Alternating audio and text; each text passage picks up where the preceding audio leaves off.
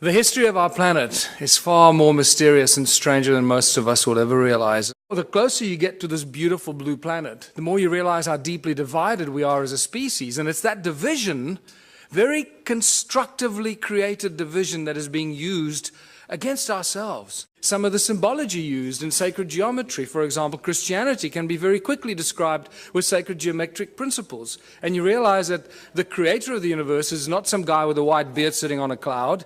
You know, that's just complete fairy tale stuff and very distinct part of the control system of humanity. That division principle plays itself out in that philosophy. Nikola Tesla said that the earth, it's continuously ringing like a bell. And if you know how to use this primordial sound frequency of Mother Earth, you'll know how to convert it into an unlimited source of energy. And I believe that's what he really did.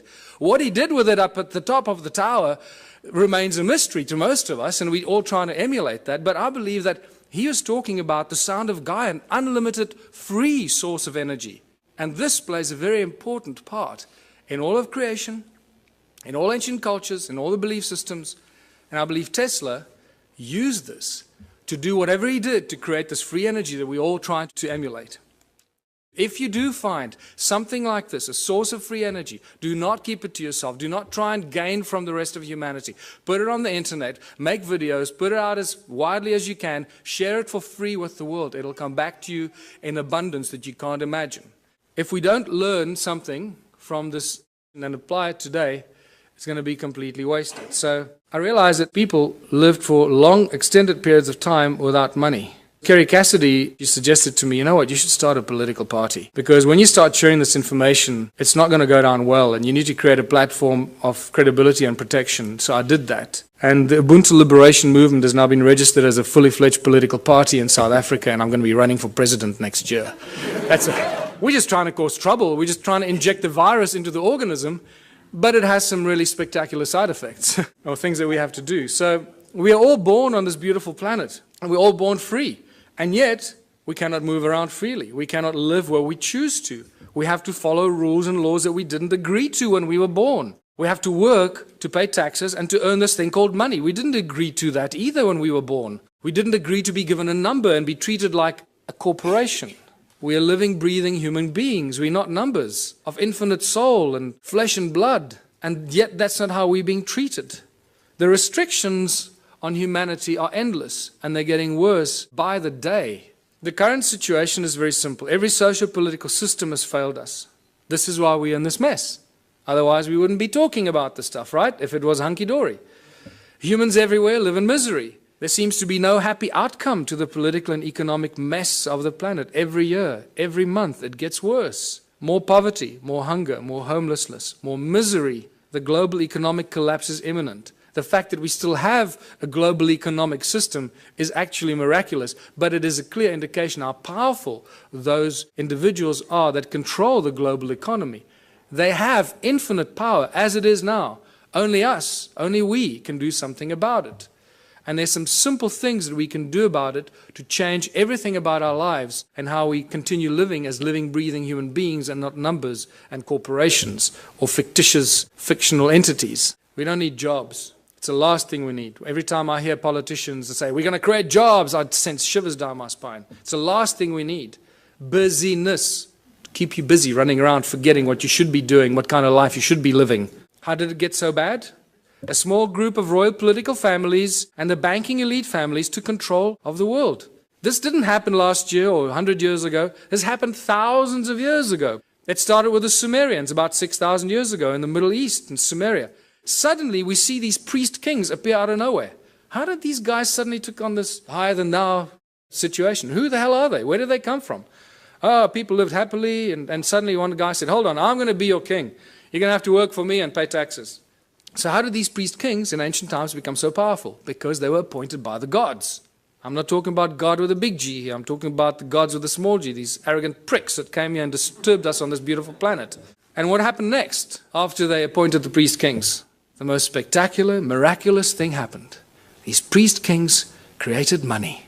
Money is not part of natural evolution.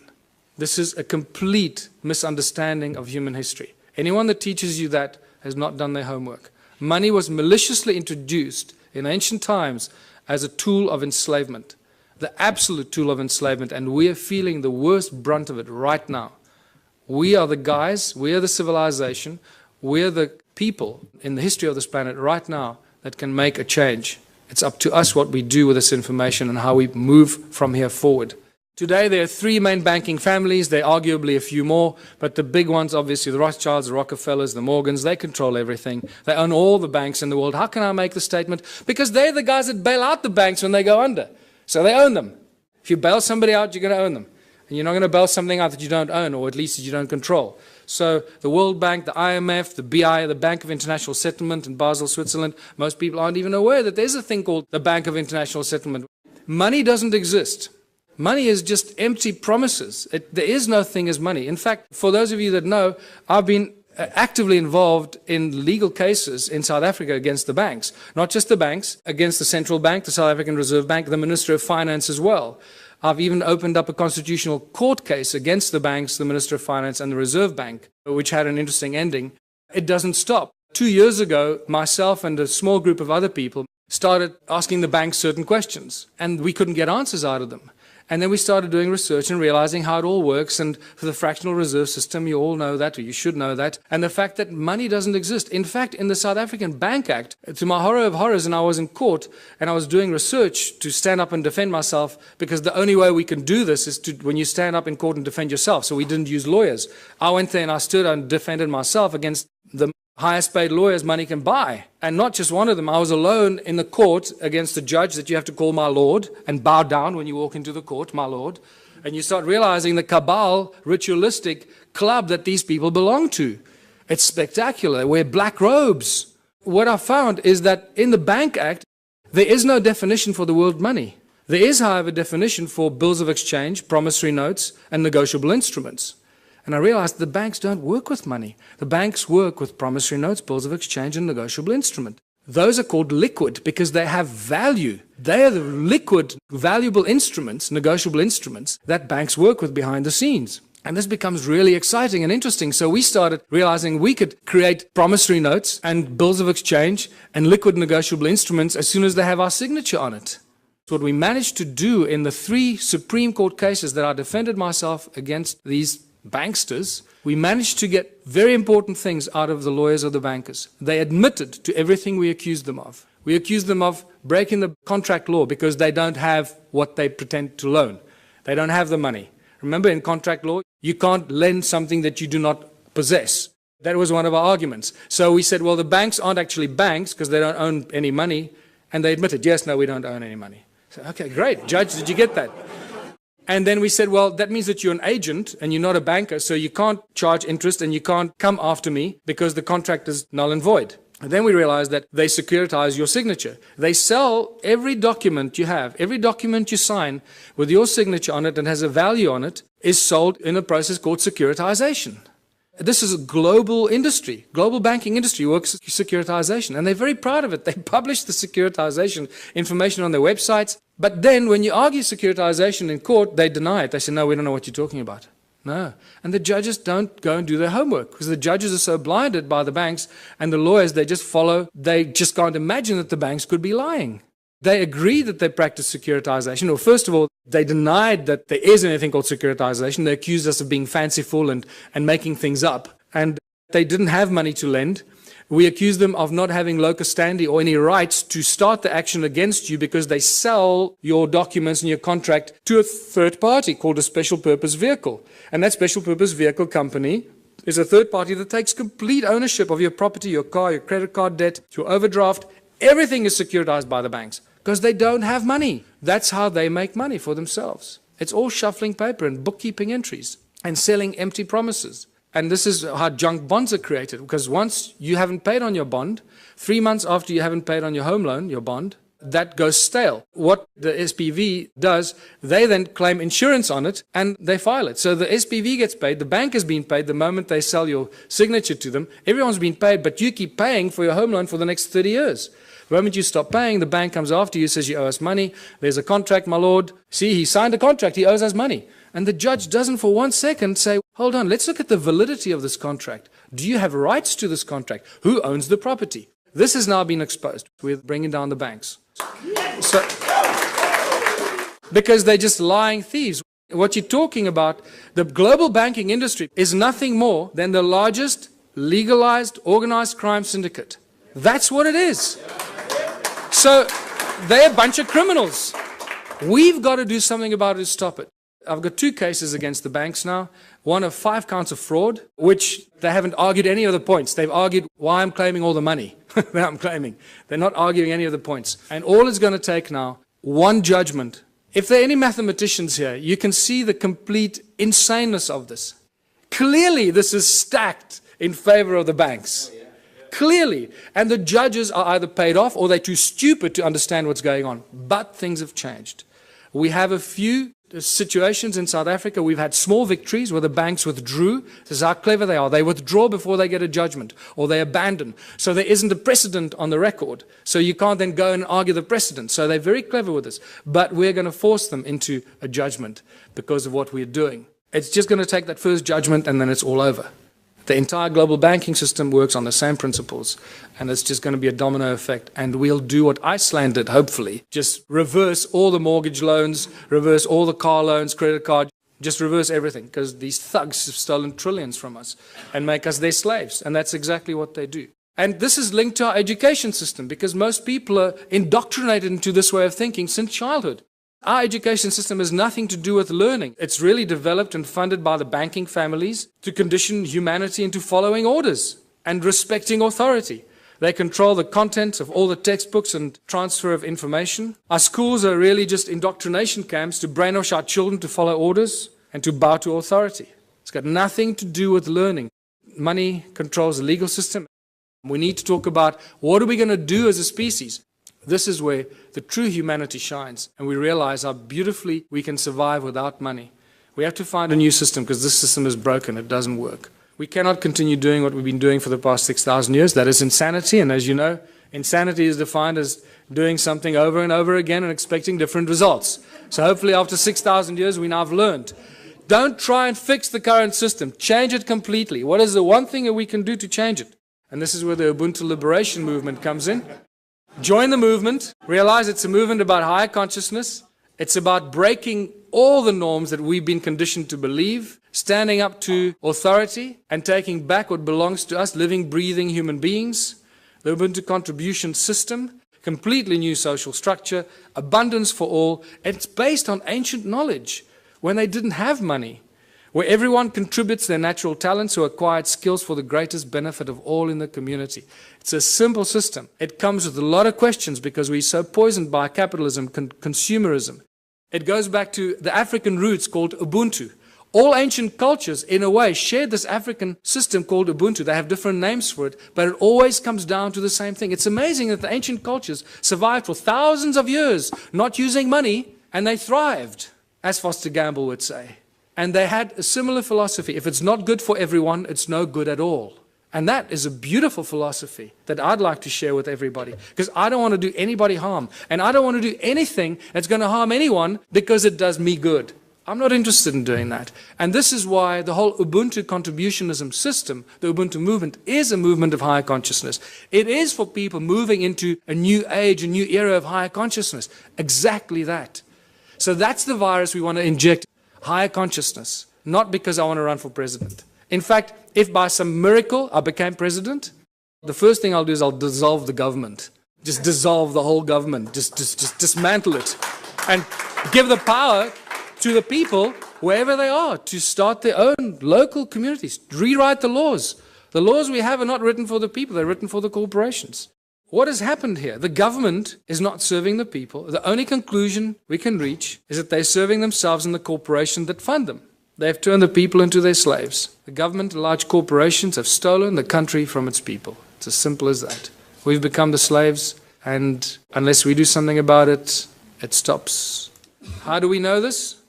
The government of South Africa and the Republic of South Africa are both registered as 2 separate corporations on the US Securities Exchange. So they're corporations that trade us as commodities. Every week new laws are passed in every country. In South Africa it's published in the government gazette. Nobody knows where to get it. how to read it, what it means, but they publish it in the government gazette and they get away with it. You see, it was published. You didn't object, so now it's a new law. That's how they get away with it. But every week they publish new laws that we don't understand and we don't want. Our laws protect the corporations. They do not serve the people. Corporations have more rights than living, breathing human beings. I've witnessed this in my own presence in court on 3 occasions. We need a whole new legal system written for the people, by the people, not by the corporations and the governments that want to schneid the people into the ground.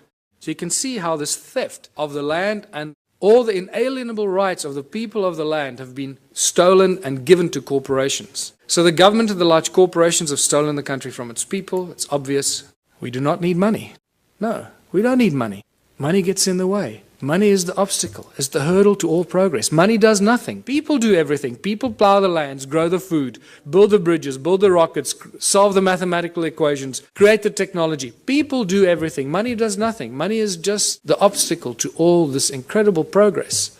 So for millennia, great minds have stood up against the abuse of humanity through money. It's not something new. Julius Caesar stood up against the powers of money. It took back from the money changers the power to coin money and minted coins on benefit of all.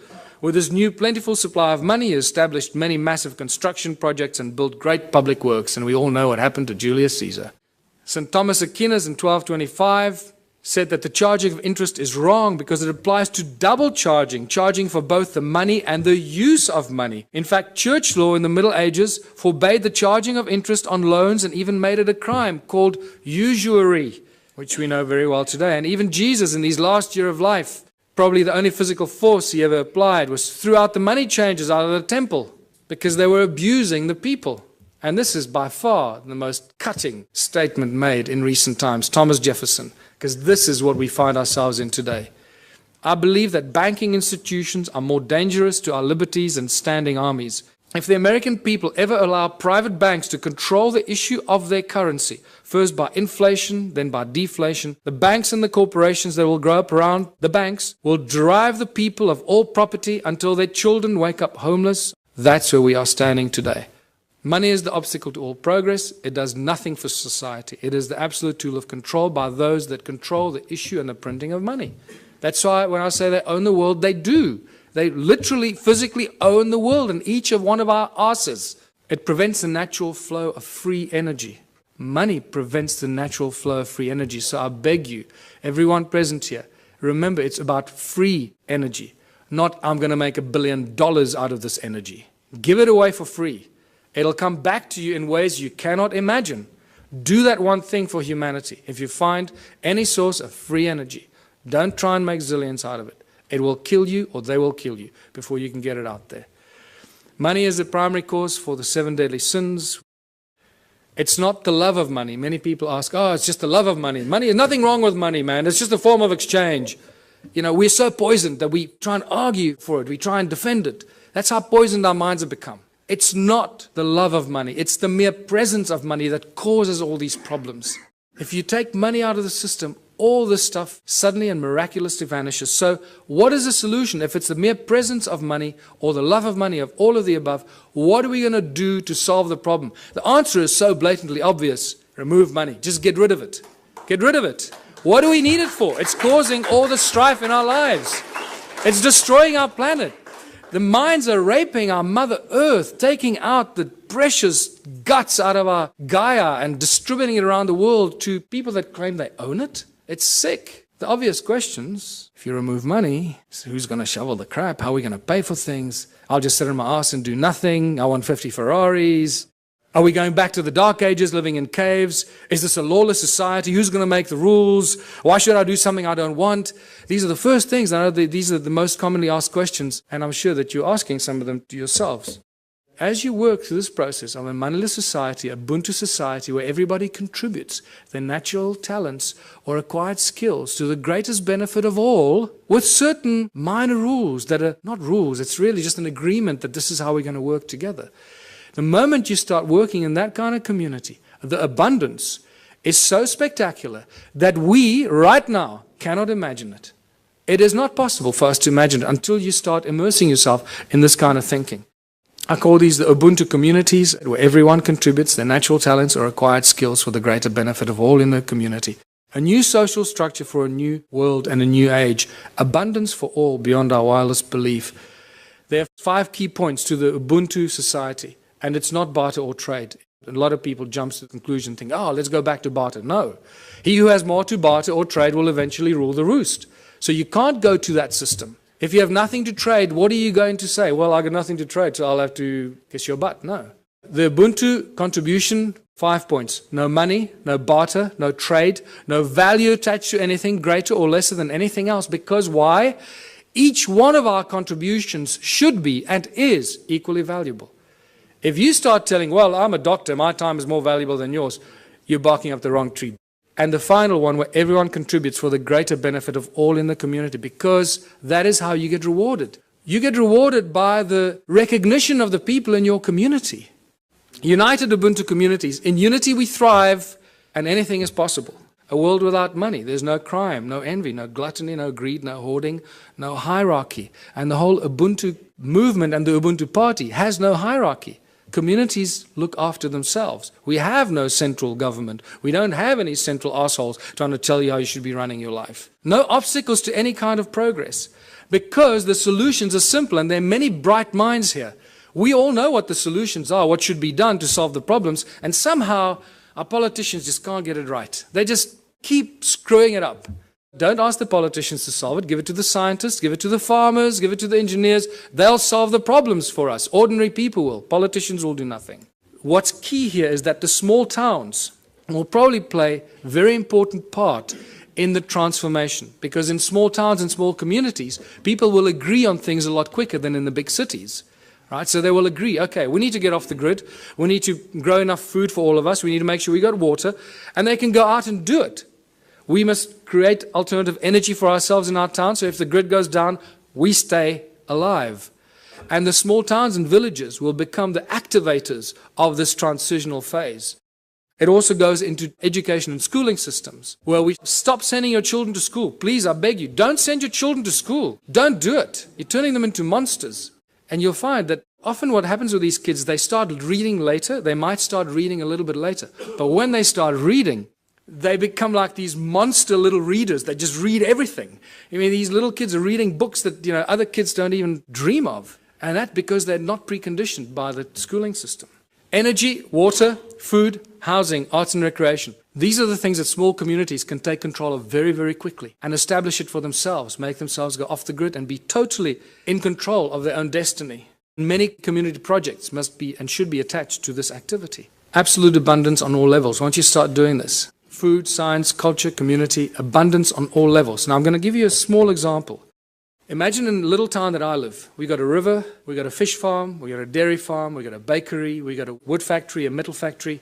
The community starts to work in these projects. The whole Ubuntu thing means that, and contribution means that everybody must contribute 3 hours a week towards one of these community projects. That's all you have to do, 3 hours a week. A little town of 1,000 people, it's 3,000 hours a week. No municipality or town council can afford 3,000 hours a week salaries for people to do this work.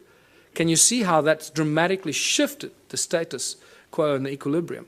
How much we can produce if we just work for 3 hours a week on basic projects, producing milk, cheese, butter, fish, baking bread, growing vegetables, and so forth. So now the community has been doing this for 6 months or a year, and they've established abundance on all levels, where all the people in that community that participate, that's why I called it contributionism, that participate and add their talent and their skills and their time, get everything so cheaply that the rest of the stuff, and also there's a principle where you create 3 times as much as you need for your own community. And I structure everything in the Ubuntu philosophy on the sacred geometry principles, 3366. So you produce 3 times as much as you need for your community. Why? Because there'll be other communities that can't produce what you're doing, so you'll be actually helping them while they're helping you with the things that you can't produce. And by the end of that, there's so much abundance because you're doing it 3 times that whatever you don't consume in your own little village or town, what are you going to do with? You're going to make it available on farmers markets and stores in your town for the surrounding communities. The moment you achieved that state, you've created the domino effect. Because what's going to happen to all the neighboring towns? All the people from those towns are going to come buy your bread, your milk, your cheese, your whatever it is you produce. Because it's going to be a fraction of the cost they pay for it in their own town. There's your domino effect. There's your trigger point. Think about it from that perspective. At the outset, it sounds like a huge thing. Wow, how are we going to go from there to a moneyless society? I believe that I've just taken you through a very simplistic example of how small towns and small villages and communities can be the trigger points and the examples that start the domino effect. Once the first town is set up, it's impossible for the surrounding towns to stay alive. They will have to follow the same example. Otherwise, all their businesses will close down. And when they do close down, then they will follow your example. So either they will do it willingly or they'll be forced into it because of stupidity. In the Ubuntu communities, children follow their passion and their dreams. The education system changes completely. There are no classrooms. Children learn real, practical skills. So by the age of 16, they've done everything. They've baked the bread. They've worked in nuclear laboratories. They've built rockets. They've built homes. They've built earthships. They've planted seedlings and grown fruit. And they'll be so wise by the time you're 16 because you've had all this experience. You'll be smarter than all the professors in the world thrown together today.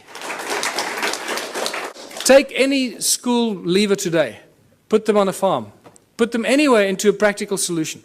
What can a person with a high school diploma do today? Absolutely nothing. We're useless to society. That's what they've created. Can you see the brilliance in their plan? They are so smart, these people. They. It's us, right? So we are so smart that we're doing this to ourselves, right? Where we turn our children into these little, we lock them up in jails for 12 years, most precious years of their life, and then throw them out to start all over again and be totally open to manipulation and control. Master teachers, only when a community decides that you're a master shoemaker or you're a master rocket scientist or you're a master baker or a master this, only the community can decide who they will allow to teach their children. Isn't that a better system than teachers that go and get some diploma and they're real assholes and they teach your child? You go, God, how can that? I'm not going to let that teacher teach my child. The community will have the final say. So when I say decentralized government, that's how fine it becomes. The community chooses who their master teachers are, the people that they have respect for and the people that they honor for their capacity and their ability. And this is how we grow, how we build Ubuntu communities, because only out of unity comes infinite diversity and abundance. Only out of unity. Anything else is a futile exercise that will bring us back to the same point at some future point in time. Join the Ubuntu Liberation Movement. It's not just a South African entity. We've had various people around the world say to us, can we start the same thing in wherever? Yes. Go online, start the same thing. Use all the material I've published, put it out there, share it with everybody, and become part of this transitional phase. And thank you for listening. I hope I gave you some food for thought.